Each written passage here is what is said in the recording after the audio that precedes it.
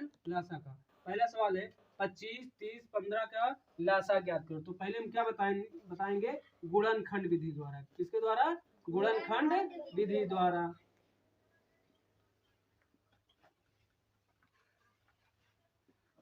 ध्यान से देखिएगा क्या है पहला सवाल। जैसे दिए 25, 30 और क्या है 15।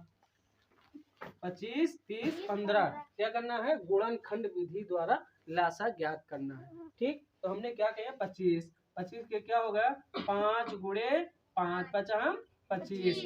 जब भी गुणनखंड निकालेंगे लासा तो हमेशा अभाज्य संख्याओं का ही होगा गुणनखंड। ऐसा ना करना कि भाज्य हो जाए। ठीक, ऐसा नहीं होगा। क्या हो जाएगा? देखो ये अभाज्य है, ये अभाज्य 5 क्या है? अभाज्य गुणनखंड है। तो इसलिए 5 गुणे 5 यानी 5 25। फिर क्या करना है 30 के 2 3 6 6 पंचे 30। क्या हो जाएगा 2 गुणे 3 गुणे 5।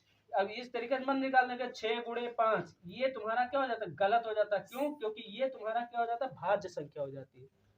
ठीक है, तो इसलिए तुम्हारा क्या हो जाता है? ये गलत हो जाती है। हमेशा लासा जब भी चाहे गुणनखंड विधि द्वारा निकालो और चाहे भाग विधि द्वारा निकाला जाता है तो क्या हो जाता है? हमेशा किससे निकाला जाता है? अभाज्य संख्याओं से निकालना शुरू करते हैं। ठीक, तो 2 3 6 6 पंचे 30। अब देखो 15 किससे होगा? 3 गुणे 5 3 पचे 15। अब इसमें देखना क्या है कॉमन कौन कौन है। पहले कॉमन देखते हैं। जैसे 5 क्या है? ये कॉमन इसमें तो इसमें और इसमें मिल रहा है। तो क्या करेंगे? पहले 5 को उतार लेंगे। फिर देखो कौन कौन कॉमन मिल रहा है। एक ये कॉमन है, एक इसमें मिल रहा है, 3 उतार लेंगे। और जो नहीं मिल रहा है उसको लास्ट में उतार लेंगे। तो क्या हो जाएगा 2 गुणे 5। तो क्या होगा 5 के 15 15 दूना 30 और 30 पंचे 150। क्या होता है 150। तो लासा बराबर कितना आया? लासा बराबर कितना आया? 150 आया। अब देखो ये तुम्हारा क्या था? गुणनखंड विधि द्वारा था 150। अब इधर हम देख लेते हैं क्या किसके द्वारा? किसके द्वारा? भाग विधि द्वारा। तो देखो अब इधर साइड में देख लो क्या आता है भाग विधि द्वारा। तो इधर निकाला जाए भाग विधि द्वारा निकाला जाए। जैसे देखो अब क्या है 25, 30 और 15। तो काटा जाए। पहले किससे काटा जाएगा? 2 से काटा जाएगा। ठीक, हमेशा छोटी संख्याओं से शुरू किया जाएगा। ठीक है, हमेशा किससे शुरू किया जाएगा? छोटी संख्याओं से शुरू किया जाए, अभाज्य संख्याओं से शुरू किया जाए। जैसे 2 से। अब ये 25 कटा है, 2 के पहाड़ा मारा नहीं आ रहा है तो क्या कर लो ऐसे उतार लिया जाता है। फिर 2 से काटो, 2 एक कम 2 और इधर 1 से इधर गया 0 था, क्या होगा 10 होगा। 2 पंचे 10। अब ये क्या हो जाएगा 15 उतारिया क्योंकि 2 के पहाड़ में 15 नहीं आता। अब उसके बाद क्या करेंगे 3 से काटेंगे। किससे काटेंगे? 3 से, क्योंकि 3 पचे 15 3 पचे 15 कट रहा है। ठीक है, तो 3 से काटो।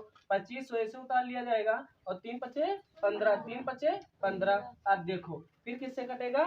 5 से कटेगा। 5 से काटो 5 25 5 एकम 5 5 एकम 5। अब किससे कटेगा? फिर 5 से काटो। अब देखो 5 एकम 5 1 आ गया। अब देखो इसको गुणा कर लो। अब गुणा करेंगे देखो नीचे इधर ये भाग विधि द्वारा है।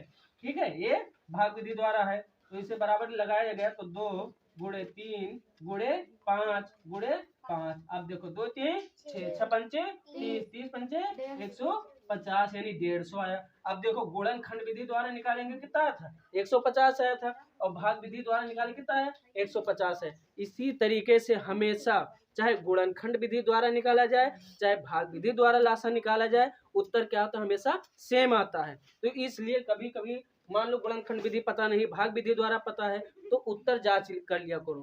ठीक, हमेशा क्या होगा पहले क्या निकालेंगे गुणनखंड विधि द्वारा और दूसरा क्या निकालेंगे भाग विधि द्वारा। इसी तरीके से दूसरा सवाल देखते हैं। दूसरा सवाल क्या था?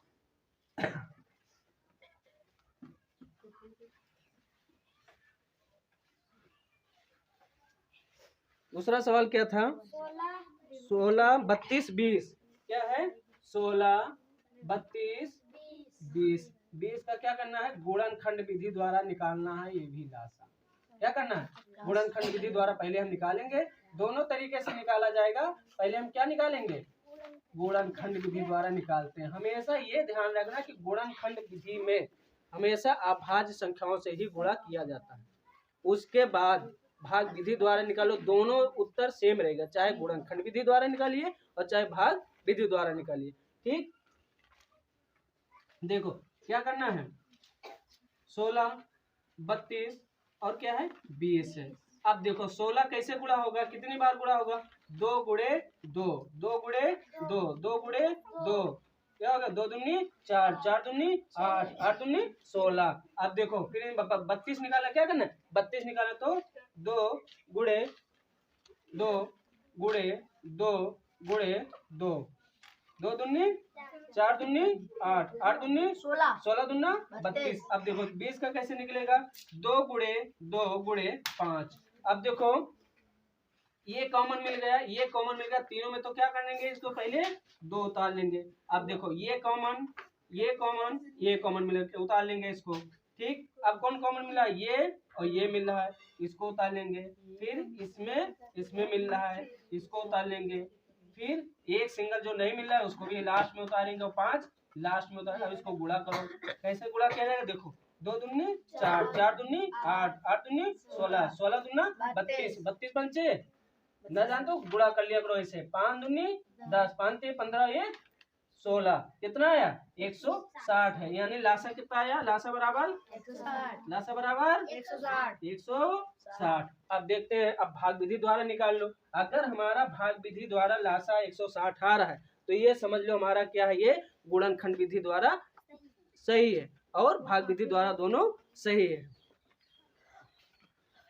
समझ में आया? देखो भाग विधि द्वारा, देखो इधर 1 मिनट, ठीक है। देखो क्या है, 16, 32, 20 निकालो, 16, 32, 20, 2 2 अट्ठे 16। अब देखो इसका काटो, 16 दूना 32, 10 दूना 20।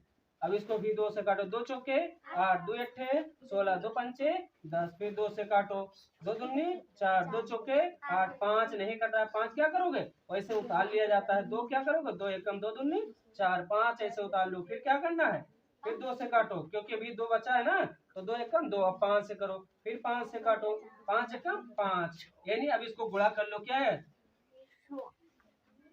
यानी 2 गुणे 2 गुणे 2, 2 कितनी बार, 1 2 3 4 5 बार है, 1 2 3